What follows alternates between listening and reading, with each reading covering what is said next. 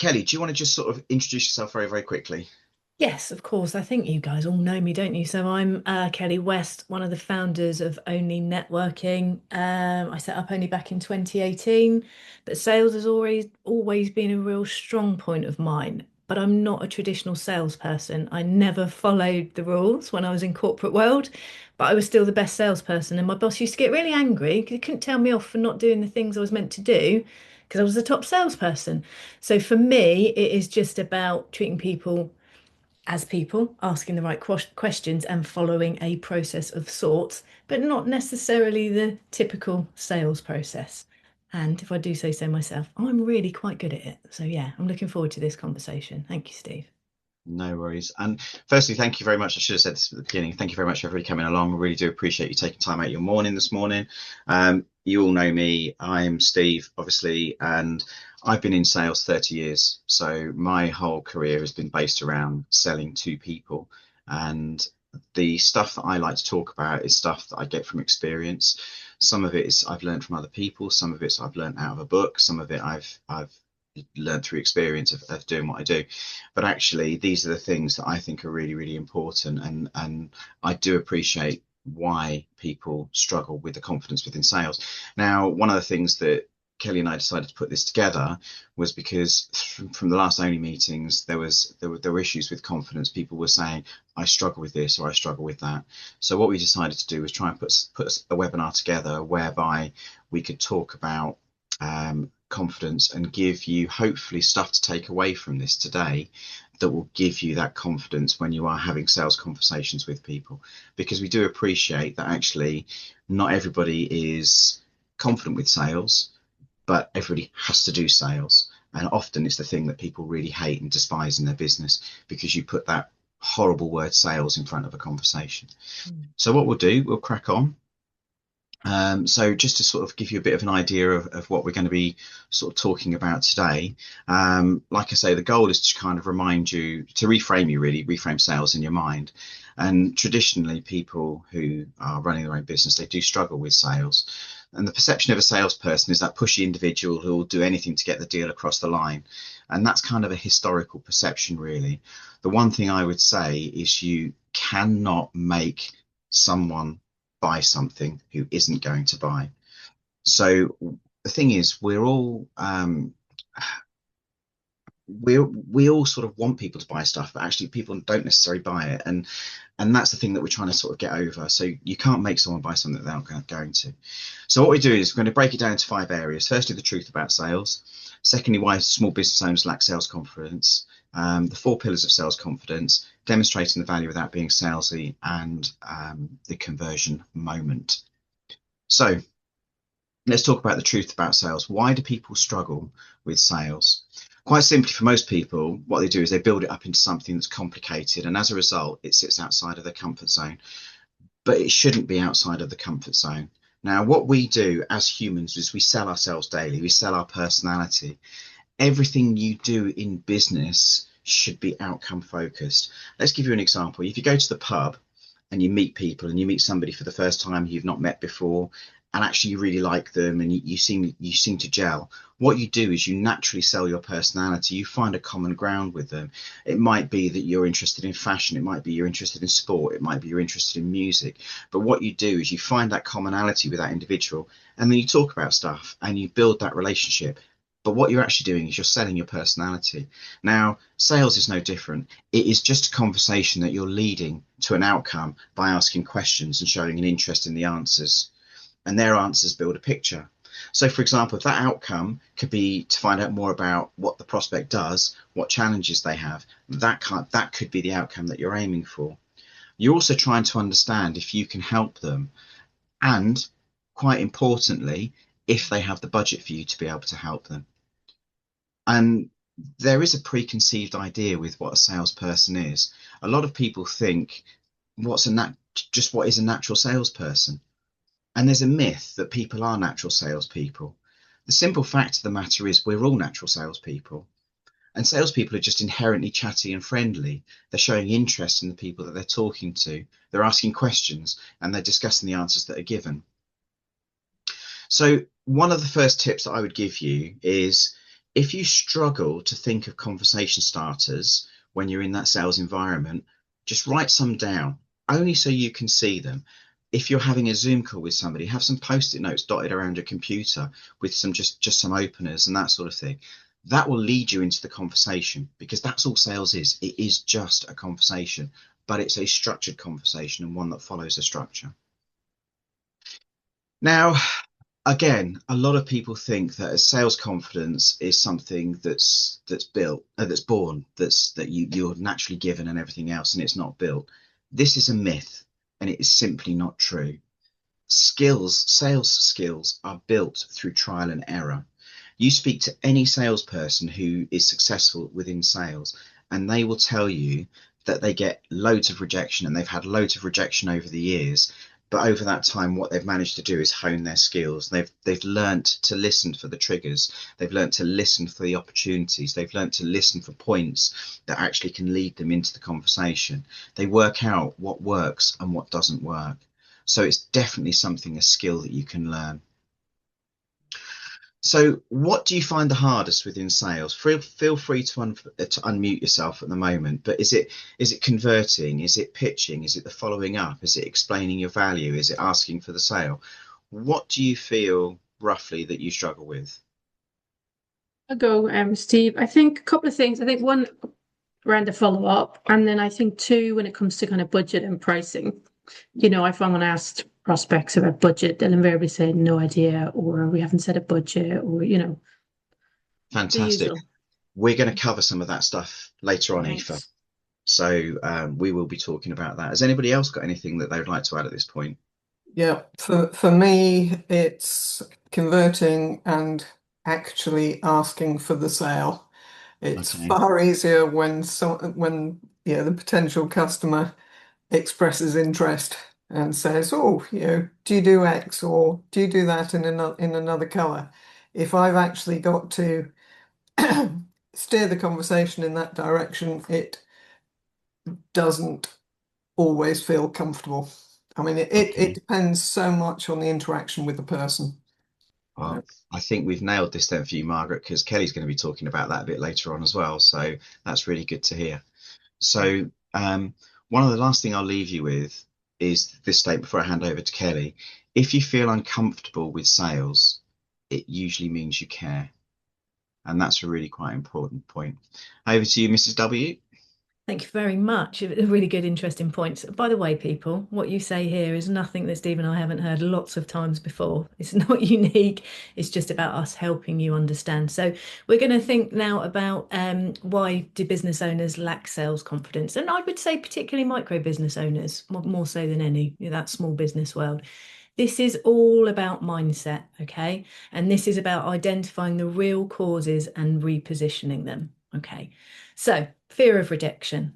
We don't like to be rejected. Even if we're in the pub having a conversation, we want people to like us, don't we? We don't want them to turn our back on us and go and talk to somebody else, given Steve's analogy.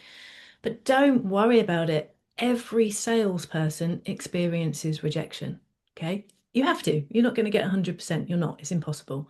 But the simple fact is, if a customer isn't right for you, they never were right for you. They were never going to buy from you. Okay. They'll maybe take you on a merry dance and they'll just string that out as long as possible. We will have all have had those people.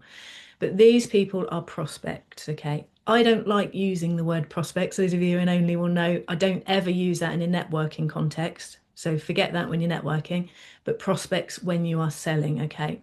They are not your friends and you're not going to go out to dinner with them. So in the grand scheme of things, does a no really matter? Okay.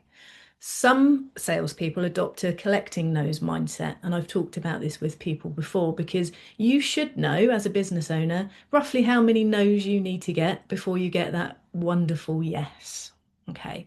I've got a client who actually has a chart on the wall and it's a grid of 100. She's got 1 to 100 and she literally ticks off the no's because she knows after every 10, roughly every 10 no's, she'll get a yes into her membership. Okay. So that spurs her on to keep having the no conversations because yes, it can be a little bit demoralizing. And the one thing I will say there, and as Steve said, it's because we care.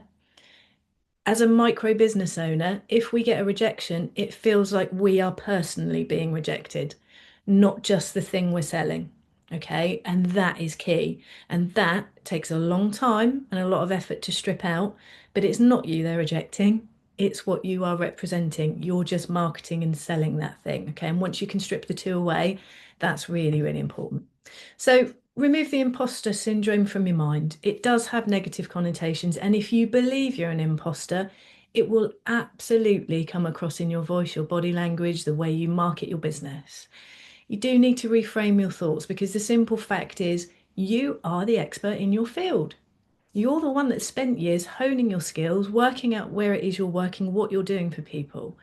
And your prospect is fortunate enough to be talking to you so that you can give them your time and tell them what it is you can do to help them. You're the expert that can deliver what they need, and you have to remember that in those conversations. Okay. So, lack of structure. This is really key for me. If you don't know what it is you're selling, you're not going to sell it because you're not going to convince anybody about it. Okay. So sales is all about having a defined process that works. Having a simple sales process in your mind gives you an idea of where you are in that structure and the type of conversation you should be having. Now, again, I'm known for networking, obviously. A networking conversation is very different to a sales conversation. And that's sometimes where people kind of muddy the waters a little bit because somebody might show a little bit of an interest and then we're too frightened to ask a question and we don't know if this is just a nice to have conversation or are we moving into the sales space? Okay, just relax in those instances. It's conversation at the end of the day. You're getting to know someone. So what does a simple sales process look like? So there's a few points here, 5 points. One, we're going to be prospecting. So we're going to be looking for those opportunities, and that might be through networking, that might be through social media, that might be down the pub, wherever that opportunity arises. We're then going to move that into qualification. So understanding that that is the right client for you and not kidding yourself. Sometimes we're a little bit too desperate to take a client on, even when maybe they're not a right fit for us. And we probably know that we don't really want to work with them, but we see an opportunity there. So you need to understand that they are the right client for you and that you are the right supplier for them. That's key. We then move that onto the solution or the quoting stage, right? So that's providing a quote and a solution that meets the needs that they have told you they've got. We then go on to objection handling. So that's just basically answering the questions they've got and what concerns they have. Then we go into the closing, and that is asking for the sale, the order, whatever it is you're putting out there. And sometimes you'll have to ask, and sometimes you'll feel uncomfortable. We will talk about that in a second.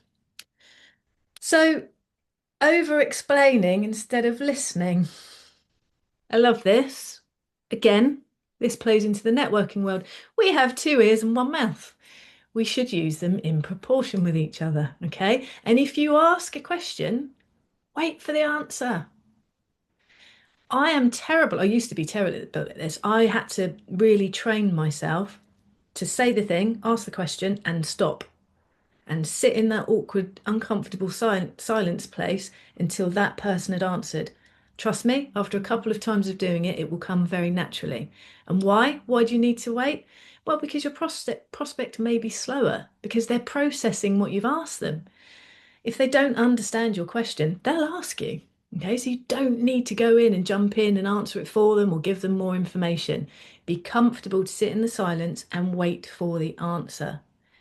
Warning sign here, little red flashy alert. If you feel the silence, you may well interrupt their train of thought, and you may never find out what the actual question was that they had for you. And you might not be able to give them the answer that would have led to a sale. Okay, so don't jump in. Plus, you run the risk of upsetting the prospect and them not feeling listened to. Okay. So, don't fall into the trap of confusing people with too much information. Okay, gone are the days where you need to be the font of all knowledge. You just need to be the one who has the right information at the right time for that person. And I'll use this analogy as a car sales showroom. Okay, one of my best friends has literally gone to buy a car last week. He said to me, I knew more about the car than the salesperson. I'm not surprised because when we go and buy something now, we do so much research. We know everything about that purchase because we're excited by it. We don't need to go and find more information out about it. We need to find the person that's curating enough information and we get on with them well, we feel comfortable with them, and we trust them enough that we're going to part with our hard-earned cash in order to buy that thing. Okay. So don't give too much information. You know your stuff inside out, back to front. Some of these things will not be important to your prospect at all. They won't care. They don't care how you do it. They just need the end result. And if they want to know more depth, they will ask you. But in reality, most clients don't want to know how. They just want to know what the outcome is going to be for them. How they get to that outcome, they're not really bothered. Value is often perceived as a price or ROI, and that generally is referred to return on investment. So what pound sign am I going to get at the end of working with you? Well, I would suggest that you don't think of ROI as a return on investment. You switch that around and you think about it as a return on impact. So what impact are your products or services going to have on that person? Their business, their life, their day-to-day. How are you going to articulate that? Because that's what they're buying, okay? Very much now we buy from personality, emotional responses. We have a commonality, as Steve said, with people. They want to know what that return on impact is going to be. So if you nail this, you'll have clarity because you know your own processes and you know where you are in that process. And you'll be working to a defined structure. You'll be able to pop Joe Blogs into one of those 5 points, 6 points, because you know exactly where it is they sit in that conversation. Because you are practicing and refining your process, it breeds repetition, which will mean that you're more comfortable, and this comfort then makes you more confident as a result. Steve. Lovely. Has anybody got any questions for Kelly on that at all? No, good. Right, move on. Right, fantastic. We'll move on. Going once, going twice. Yeah. Need a gavel, don't I, really? You do. Sorry, So I'll just come in. I just love that point, the ROI point, that return on impact. I think that's it's a game changer for me in terms of reframing how I think about, even entering a conversation. So how can I frame it so that I'm trying to get a return on impact rather than investment for the person? So Yeah, I because, love and I that. think it's really important, Louise, because not everybody does want a pound sign return on what they're buying. They might, they'll use a VA because they want more time back. They're not necessarily having that VA to bring them in more money. So why are you selling that? What is the pain point that you're actually selling to your client, and focus on that impact. What will that have on them? Thank you. Yeah, that's a good point. So the 4 pillars of sales confidence. So we'll go through this. The first one is basically clarity of value. Do you really know what problem you solve? So for me, I support small business owners to achieve the business and the lifestyle they want without stress. That's kind of my mantra. But let's break that statement down a little bit. Firstly, it says who I help, small business owners. What they get the business and the life they desire, whilst reducing their pain, which is in this case stress. So what does their life look like working with me, or what does their life look like working with you? And what this is about really understanding the outcome of your impact. So as Louise pointed out, the return on impact, remember we mentioned that earlier. If you don't understand the impact you're going to have on their life and their business, or what they're looking to achieve, then how on earth are they going to understand it? So remember, the outcome of what they will get is so much more important than the features of what you're going to actually do. They don't care about the features. They just want to know what they're going to get. So I'll give you a bit of an example, right? One of the services I offer is to help bigger businesses raise funds by putting them in front of a wealthy investor. And when I talk to these prospects, my job is to understand whether they will be suitable to get the investment from those investors. And if they are, I get them to articulate what the funds will do for them and what they will do for their business and what that looks like. This gives them the buy-in to what I'm actually offering. It's my highest ticket offering. I charge £5,000 for the service, and I closed 2 of them last week. So here's an exercise that you can do. Write one sentence. I help X achieve Y without Z. have a think about that, and that will be the, you can do that. You don't have to do that on this call. You can do it on the call and bring it into the Q&A at the end of it if you wanted to do that. But do that. Have a think about that. I help X achieve Y without Z. Kelly. Lovely. Thank you, Steve. So, pillar 2, structured conversations. I should know a thing or two about this, I think, shouldn't I? So, business owners often wing it, and trust me, I'm the queen of winging it. I've been doing it for years, but I feel very confident in that space. And there's only a few people that can carry that off really well without people seeing that happening, okay? So, people don't explain their process, they don't understand their objective, they don't know what they're going into a conversation for. So try this. We're going to run through 5 points here. Have your own goals. Do you actually go into a conversation with goals? Let me just ask, put your hand up if you do that. Do you go into a conversation with some clear goals? No, lots of people shaking their head no. Okay. Now again, I'm not talking about if you're having a one-to-one, that's different. You're just getting to find out who the person is. You're just having a conversation. But if you're going into these sales type calls, you should have a goal. You should know the outcome that you want to achieve within that sales conversation. You don't get into a car and hope that it will just get you to the destination. You have to plug it in, or the sat nav gets you there, doesn't it? But you have to plug in that route. And a sales conversation is no different. You should know enough about that person to know, well, roughly, I would like to come out with having sold them this, or having a conversation about this, or moving it down my sales process to this point. So definitely have a goal. Number 2 is that you need to understand their challenges.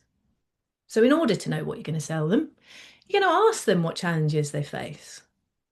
And you're going to properly try and understand those challenges. You're going to empathize with those challenges. You're going to give, emotionally charged responses. Yeah, no, I've worked with somebody that's done that before. Don't lie. These are just examples, but you want to talk about them because these are their real world problems and they're probably a big deal for them. They will be a big deal for them. And here's the thing, you already know the problems they have because you're an expert and you deal with your target market all of the time. And they have the same or similar challenges to that problem, but they maybe just are in a different industry or a different sector. Okay, interchangeable. I'm a business mentor as well. I work with a whole myriad of different sectors, cleaners to event planners to, all sorts, from maybe £50,000 turnover to my highest is £4 million turnover. At the end of the day, business challenges are the same, but they're just in different sectors or different fields.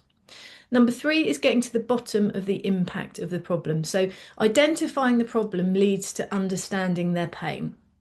And the pain is the personal thing that underlies the problem and is usually the root cause. So what impact does that have on their life? Ask them to articulate that. When they verbalize it, it makes it real to them. And I quite often, you'll see people's shoulders go down and they'll be like, oh yeah, I just want to get this off my chest. Oh, she's really listening to me. He's really listening to me. They are really concerned about what it is I'm talking about. Yeah, okay, I feel comfortable with this person. And remember again, this is return on impact. This is where you're getting the answer to that question. What is the return on impact for them? So number 4, you would then illustrate what the desired outcome looks like in their world. So you'll paint an ideal picture of what that desired outcome looks like for them specifically. You're going to create an image of what their life will look like with that problem solved by working with you using XYZ. Okay. And then number 5, and this is a really important one. If they're a good fit, this is what happens next. You go back to point number 1. Have you achieved the outcome that you wanted? If you have, can you work with that person? And be honest with yourself. Do they align with your values?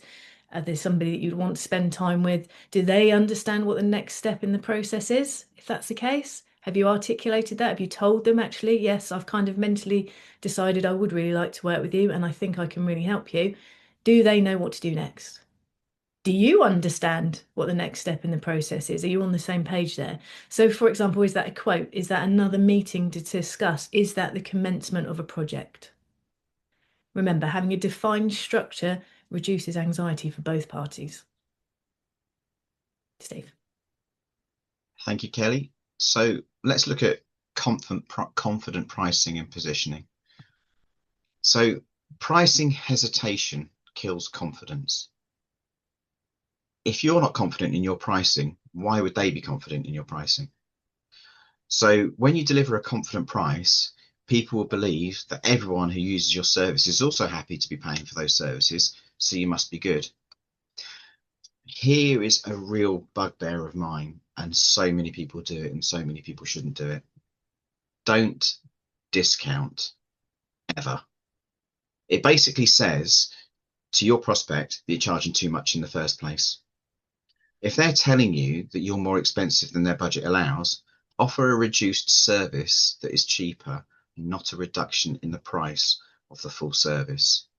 So what do I mean by that? Firstly, if you've got a proposition that you've put towards a customer, and there are 4 facets to that proposition, and they've told you they need all of those 4 facets in their life. Let's say for argument's sake, it's £1,000 that you're doing, so each facet is worth 250 quid, but they can only afford £750. They can't afford the £1,000 that you want to charge. Then what you do is you ask them, well, which thing do you want me to take away? Which thing is least important to you? So I'm still charging £250 per facet, but actually, you've got to choose 3. Now, what will more than likely happen is they will tell you, I want all 4. Well, if you want all 4, you've got to pay the £1,000 because that's what it is. And that's the thing that you've got to think about, and you've got to get into your head, that actually you shouldn't discount. You just take away stuff that they don't necessarily want, need, or they might want but they can't afford. It's about being confident in what you're charging. You should know what people in your industry charge, and in discounting, what you're subliminally saying to the competition is better than you. So finally, underpricing increases the pressure on you as well. It means you need to find more clients to cover your costs. So reframe your thoughts. You're not charging for time, you're charging for transformation.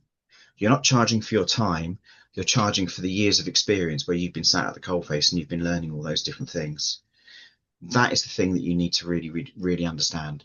Your time is valued, and you have valued your time, and actually other people need to value your time as well. And you do that by delivering a price confidently. Kelly. That piece is so important though, isn't it, Steve? It's a race to the bottom, the discounting. Yeah. It really is. It's really hard to not do. I came from corporate world. I used to work for Thomas Cook, and back in the early days, I'd be on the desk. It wasn't my money, so I discounted it. Now it is my money. It's a different prospect, isn't it? So yeah, that is an absolutely incredibly important piece that Steve's just given you there. So pillar 4 is the consistent follow-up. Now this is hugely important for anybody selling. Most sales are lost in silence, i.e. when people don't follow up. And trust me, it happens a lot. I'm actually amazed at how hard it is to give your money to some people. They make it very, very impossible. So think of it like this. Following up is a service. It is not a pressure. People often think that if they're following up on a proposal, they're hassling the project, they're looking desperate, or they're not giving them enough time, all of those things. You're not, okay? Top tip here. If this is something that you're not comfortable with, arrange a time for when you are going to follow up. Okay, so what do I mean by this? When you're on a call with somebody, you should always have the next step, the next call to action. Okay, so you've had a bit of a sales call with somebody, and at the end of it, you'll say, is it okay if I give you a call or a Zoom next Tuesday at 10:30? This simple statement shows several things. Shows that you're organised, shows that prospect that you do know your stuff and you've got that process in place. Secondly, you value their time and that you're going to give them space to make a decision. So you're actually giving them that breathing opportunity to go and talk to their partner or whatever they need to do. They don't need to make that decision now and then. And also that you expect a decision next Tuesday at 10:30. So they've got that amount of time, okay? And then finally, they'll value your time. We all know things get lost in the ether. Things happen, life happens, people miss emails, they miss deadlines, but normally when it's in the diary, it won't get missed. And then finally, you will value your own time. Okay, now when you agree a time, send them over an invite for the call.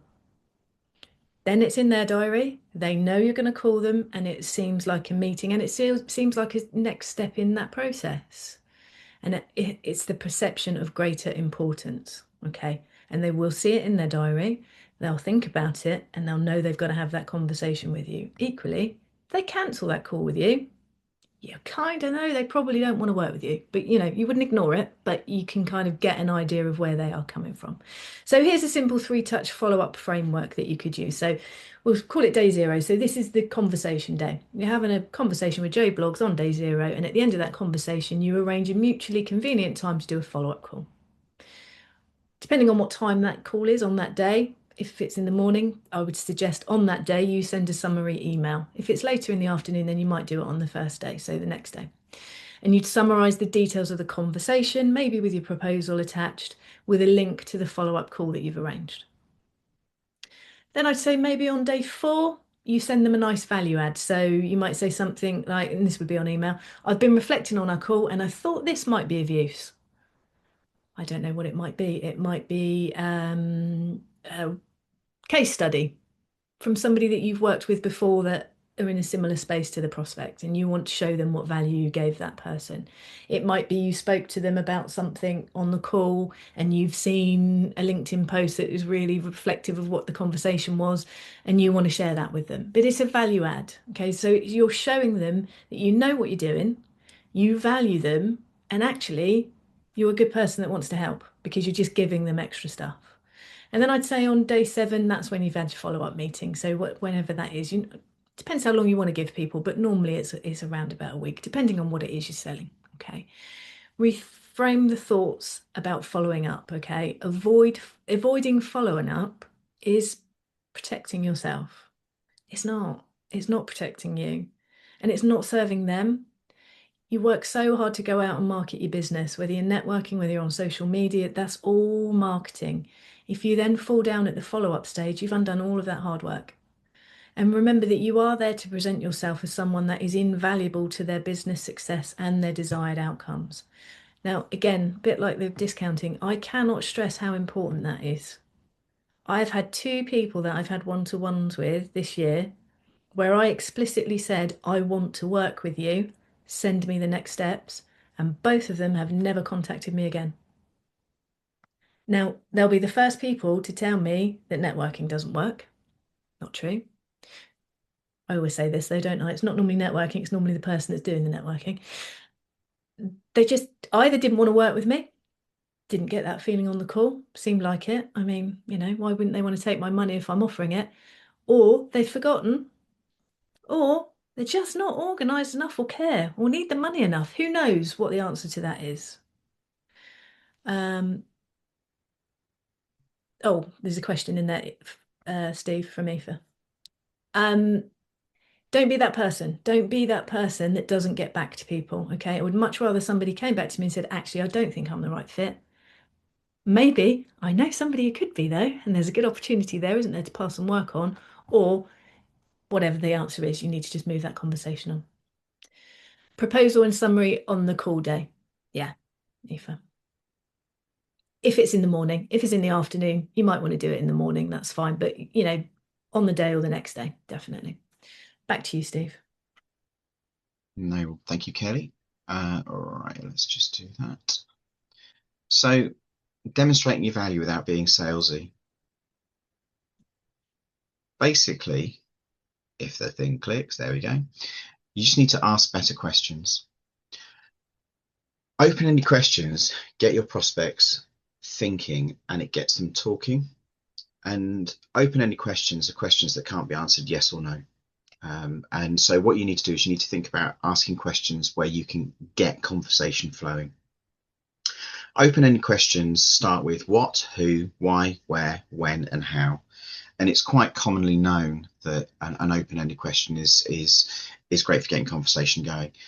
And if you struggle with thinking of an open-ended question off the top of your head, I still do when I'm sort of starting a conversation with somebody, write something down that's relevant to your typical clients and your typical the industry that you work with, or the typical, if you're in a B2C environment, the sort of typical problems that people would have, or challenges or things that they want to get off their chest. If you ask these things, you base these open-ended questions around answers that you know, and you can then structure that conversation from there. A big mistake people make is they diagnose before prescribing. Now, what do I mean by that? You're not there to give a solution.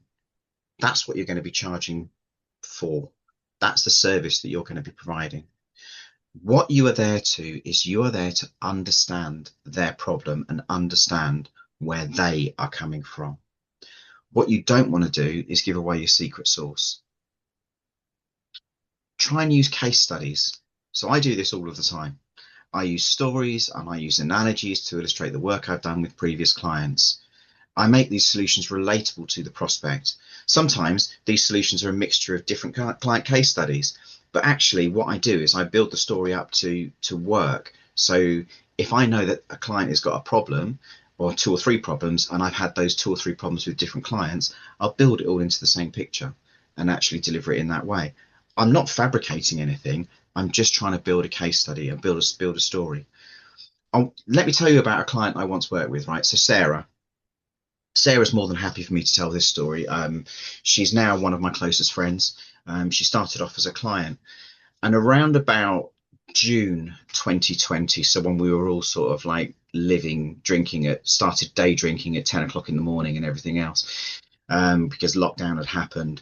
I was having a conversation with Sarah, and I'd met her through networking. And Sarah's a graphic designer, a phenomenal graphic designer, had an incredible portfolio of people that she'd worked with and everything else. So she'd gone out on her own, and she'd gone out on her own about 6 or 8 months before that, in the October. And basically what had happened was she was maybe turning over £400 or £500 a month, but she wasn't really making any money and being able to sustain an income or anything. Now, I started the conversation with Sarah and I said, you know, what do you want out of this relationship? What would you like to get out of this relationship? As I normally do when I have these initial conversations with people. And she said to me, I want a divorce, Steve. And I was like, oh, crikey, never heard that one before. So we talked a little bit around that. And the simple fact of the matter was, her and her husband, they were just cohabiting. The romance had gone out of the relationship, and she wanted to move on, and he wanted to move on as well.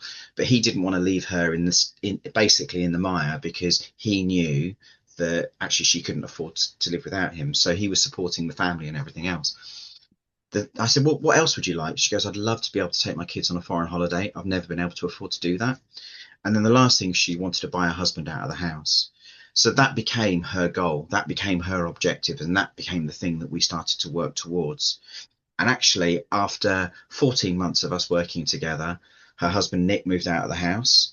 After, I think it was 2 or 3 months after that, she booked a foreign holiday with her children, and they went to Greece in the Easter after that. And then 2.5 years after we started working together, she bought her house, and she bought a house out of off her husband. She's now remarried, he's now remarried, and it's a happy story, a happy ever after story. But actually, with that focus in these things, Sarah got that. Now, that's the story that I recount a lot, because actually it's relatable to a lot of people, and people sit there and go, I can't afford to work or whatever. But that's the thing. Now, the other thing you need to do is you need to quantify outcomes to people. Give examples of the successes other clients have had, the tangible results they've experienced. Think the Sarah story. And there's a simple formula that you can use. Situation leads on to the problem, leads on to the action, leads on to the result. And think about that. Understand the situation they're in, understand the problem they've got, understand the action that you need to take, and the result you're going to give, the result that they're going to get. And that's the thing that you think about. Now, the reason I like to use, going back to the case study thing, the reason I like to use Sarah as an example is storytelling is a way to do it. And it's a shame we've not got Tom on this call. He was going to be on this call, but he sent his apologies earlier. But Tom is a real one, believes in this. And there's something called StoryBrand, a book called StoryBrand. And what StoryBrand talks about is having the hero of a story. When you're doing storytelling for selling, it's about having a hero in the story. Now, here's a secret. You, as the service provider or as the product provider, are never the hero in the story. The hero in the story is your client. In my story, Sarah is the hero of my story. I'm just the guide. I like to big myself up a little bit and say, I'm like Obi-Wan, Ben Kenobi. That's the way I like to do it. I like to think of myself as a bit of a Jedi. And on that bombshell, I'll pass over to Kelly. Now you know that I'm like a Jedi Knight. I'd love to say I know what you're talking about, but I've never seen Star Wars. Oh dear. Is That's it? something that needs to be sorted out, yeah. I know, sorry, I know, I'm a letdown. I am a letdown. So there we go. We'll go into the conversion moment now. So, right, most business owners avoid asking for the sale. Okay, this is a big mistake. Always ask for the order, the sale, whatever it is you want to call it. Instead of, would you like to go ahead? No, don't ask that. It's a closed question. Steve's just talked about this. No, no, I don't want to go ahead. Okay, fine. End of call. You've got nowhere to go. Okay, you've got nowhere to go if you ask that. So the next step is to say, what's your availability looking like over the next couple of weeks? When shall we get started? I can really help you. How are you fixed next week so we can get started? Now, these are all variations of a similar thing. I'm assuming that we're moving this forward. You're working with me, yeah? Because I've had a good conversation with you. You've not said no. I'm moving you down the sales process. Okay. They are all open-ended and they cannot be answered yes or no. You might want to, these are quite bold, but you might want to reframe some of these for yourself, but you get the idea. You've got to find some open-ended questions that you can move your sales process on. Okay. Not click, ask chat to help you with them, depending on what you're working on. Okay. Remember, we talked about the simple sales process. So again, prospecting, finding the opportunities, qualification, understanding that they are the client for you and you are the supplier for them. The solution, providing a quote and a solution that meets their needs. The objection handling, basically answering their questions and their concerns, and then closing, asking for the sale. I'm just going to go off piece a little bit here. Who likes asking for the sale? Put your hand up. Me too, yeah. Okay, think about that. Because why are you doing any of your business if ultimately you're not going to ask for the sale? It's pointless. Give up now. Because you're going to have to ask for it at some point. Because not everybody's going to come to you with that as a, oh yes, Louise, I'm going to buy that thing off of you. Right, I'm done. That doesn't happen. That happens very, very rarely. Okay. When you get to the end of your sales process, every sales conversation needs to finish with a closing question. You need to be accustomed with normalizing the ask. Now, you can make that a little bit softer for you. I'm quite happy with this language now, but it's taken me a long time to get to that. Okay. You might go back to the when are you free for another call? That's quite a nice soft one. I'll give you some time to think about this. When are you free for a next call so you can make the decision and we can move it forward? Let's have a look at our diaries. That's quite a nice one. Okay. But you do have to be comfortable with being uncomfortable. And if not, you've got to get somebody to do it for you. We're in business to make sales, and that is incredibly important. And without those sales, you won't have a business to run. Okay.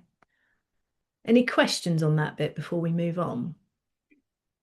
No. No, just a comment because when I read the questions, the closing questions to ask, I could feel myself viscerally feel uncomfortable. But then I think if you go through the sales process and you've really discovered what it is that they need and you know that you can help them, then that changes the feeling because you're helping them. So it's not as it's definitely not as salesy. And I do think I would have to soften those asks because I think they are quite bold. But I look forward to the point where I'm really comfortable being bold in the ask. And it will come, it will Yeah. happen. Oh, Tracy asked, but with a closed question, easily done. Like, I still do it on the odd occasion now, and then I kick myself, because it's a natural thing to do.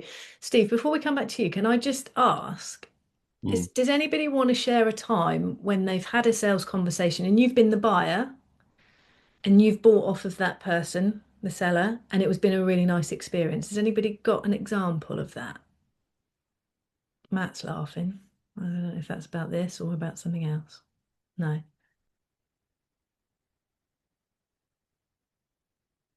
Feel free to unmute yourselves and answer the question. Margaret, Go, Margaret. Usually as a customer, I will pretty much have already made the decision whether I want to buy or not. And it then becomes a very natural process. I'm expressing keen interest if they're any good at what they do, they will pick up on that, and then it just becomes very much a conversation. As an example, I can remember going to an exhibition. It was an artist who I really like, and he'd got a large number of his prints there for sale. It was clear what the price range was. The only decision I'd got to make was how many of them I was prepared to buy. And there are now quite a few of them up on our walls in the house. Okay. And when that is reversed, and I'm, selling what I create, that situation is so comfortable. It feels so easy. It's when you have a customer who isn't sure or is just being polite, that's when it becomes less comfortable. And I think a lot of it is effectively about qualifying your prospects. 100%, You maybe give them Margaret. too many options, Margaret. And that might be the thing, like particularly for what you do, you really want to please that person. You want to go, I can do this, or I can show you this, or that. No, you've got three options. Like you're obviously king. Let me give you three options that you could choose from. Because if it's too much, they're going to go away and pick nothing. There's no reason somebody coming to you wouldn't buy because they've already done their homework, like you've said. They already know what you do. They like what you do. They've probably seen your price range if they've been on your website. Should be just a matter of what is it I'm buying. Yeah. The other thing I'd like to add to that as well, Margaret, is when you're talking to somebody, just ask them lots of questions. You hinted on it, the qualifying thing. You're absolutely right. That's the point where qualifying in the sales process is the most important part of the sales process, regardless of what you do throughout the course of the sales process. If you don't qualify properly, you're not going to have the answers you need to be able to provide a better solution. You're not going to be able to handle the objections if you get any objections at any particular point, and you're also not going to be able to close because you don't know if you're providing the right sort of service for that individual. So that qualification piece within that sales process is by far and away the most important part of the whole qualification process. And actually, when you're doing that qualification, there's a technique that you can use called active listening. Now, those of you on this call that may have done counselling or something like that will employ active listening. Now, salespeople aren't particularly inventive, so what we've done is we've nicked the active listening thing from the counselling profession, and we've incorporated it in ourselves. Louise, you'll do it all the time, active listening within the mediation stuff that you do. So active listening is about really listening to what's being said. So there's a simple process that I operate, and I do this myself. I listen, I ask a question, and then I listen. And I'm comfortable sitting in that silence now. I wouldn't say I'm quite Louis Theroux comfortable at sitting in silence. I mean, that guy takes sitting in silence and comfort to a different level. However, I sit in silence, and then they answer the question, and then I listen to what they've actually said during that point, and then I ask another question that's based around what they have just said to me, and I delve deeper into that. And then when they've answered that one, I empathize with what they've just said. So I go question, empathy, question, empathy, and I keep that going as long as I need to, as long as I've got all the information that I need. Now, that does several things. The first thing it does is it gives people the opportunity to really tell me what their problems actually are. I get to investigate what those problems are, and I get to really understand the pain that sits behind the problem, which is usually the driver. Now, a lot of people come to me with cash flow issues, they come to me with staffing issues or whatever it might be. But I like to understand exactly what the driver is behind that, because if cash flow is tight, but the business is doing okay and they've got tons of money in the bank and everything else, generally speaking, they're not really that concerned.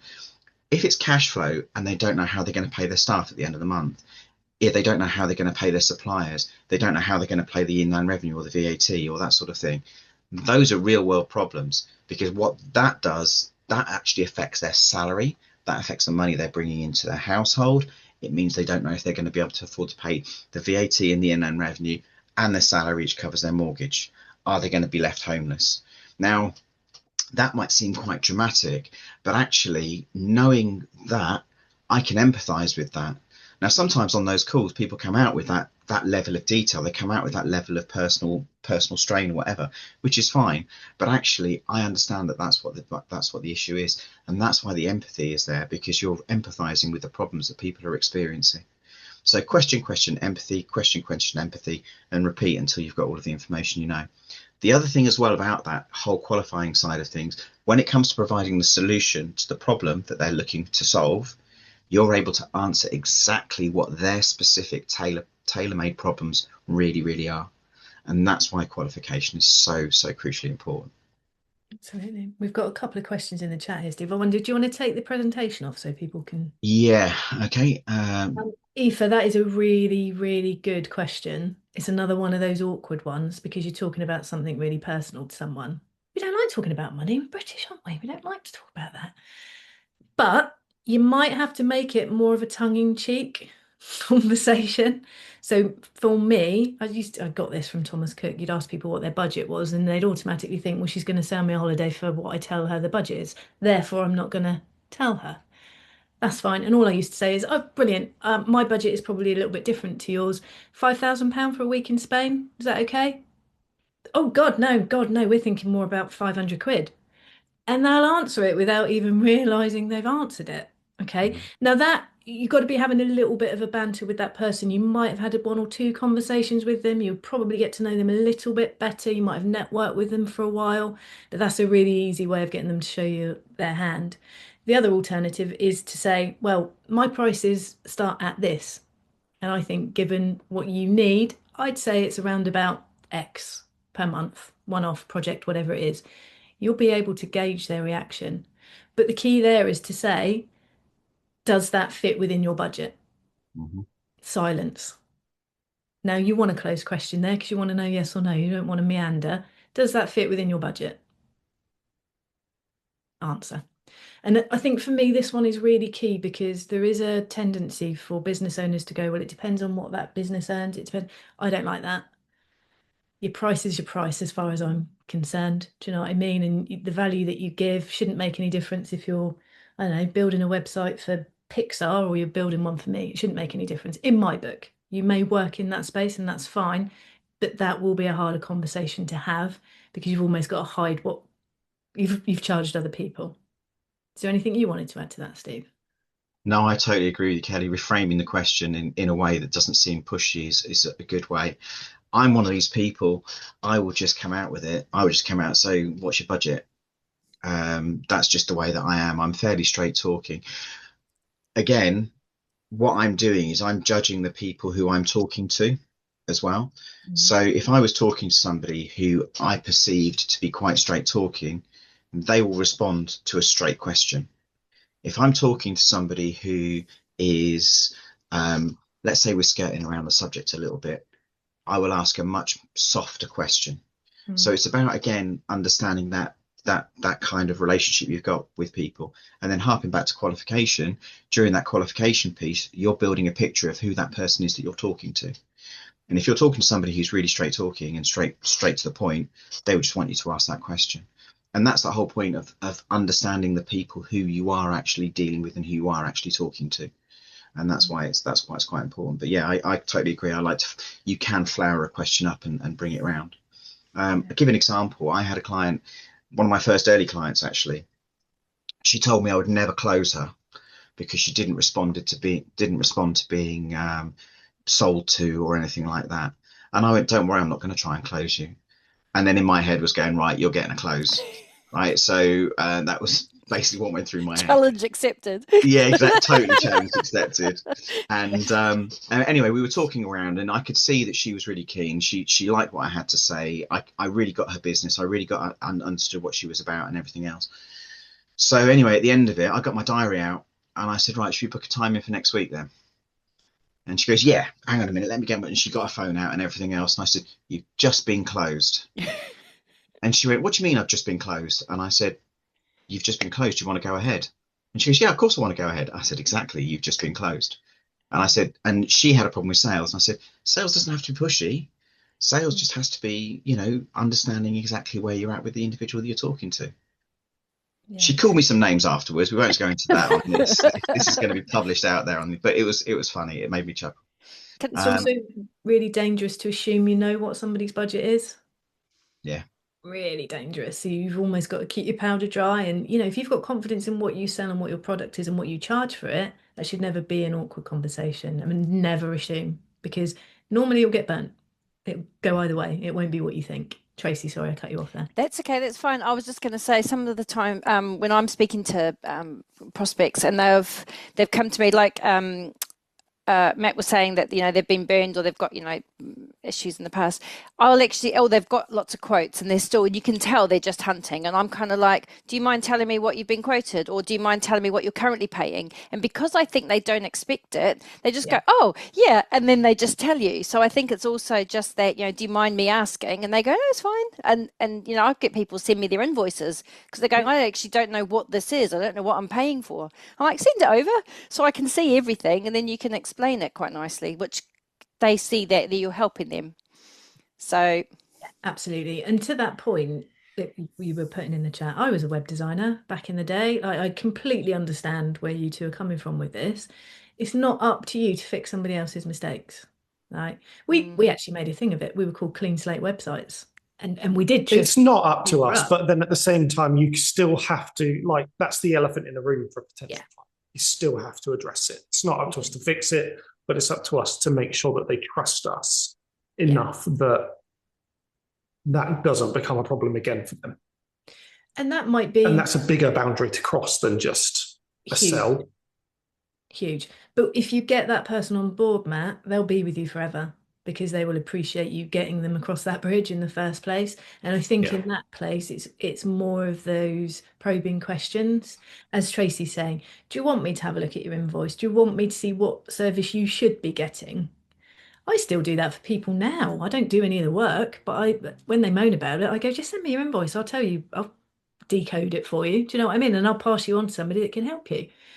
Why wouldn't you do that to help someone? Because in the future, they'll come back to you, even if it's not the right time then. So we also, I mean, gosh, this was blimey, probably 10 years ago, we were doing this stuff up until about 6 years ago, I guess. It never goes away. Obviously, things change, but I think the key is for people to feel comfortable with you. And again, don't discount in that scenario because sometimes people will use that language of I've been burnt before or I've been let down as a way of saying no without actually saying no. And then you get drawn into a different conversation. Yeah, it's a difficult one. I always try not to discount just in that scenario, because as soon as you start to discount, you start to put yourself in that same untrustworthy bucket. You do. Yeah, you do. And as Steve said, just take something away. Just say, okay, I can discount it, but I'll have to obviously remove some of the service, which bit you tell me. Up to you. Yeah. Yeah. Has anybody got any other points they'd like to ask? No? Cool. This is going to be up on Business Boost Academy. Margaret, I'll send you a copy of it as well. So you've got a copy of it as well. But it will be up on BBA, so you can view it. Just want to thank you all for your time this morning. I really do appreciate you taking the time out this morning, and I hope you found it useful. And thank you to my co-host Kelly, who's been wonderful. Very welcome. Pleasure. Yeah. Pleasure. Brilliant. Thank you. Thank you, very much. everybody. Thank you very much. Bye-bye. Bye.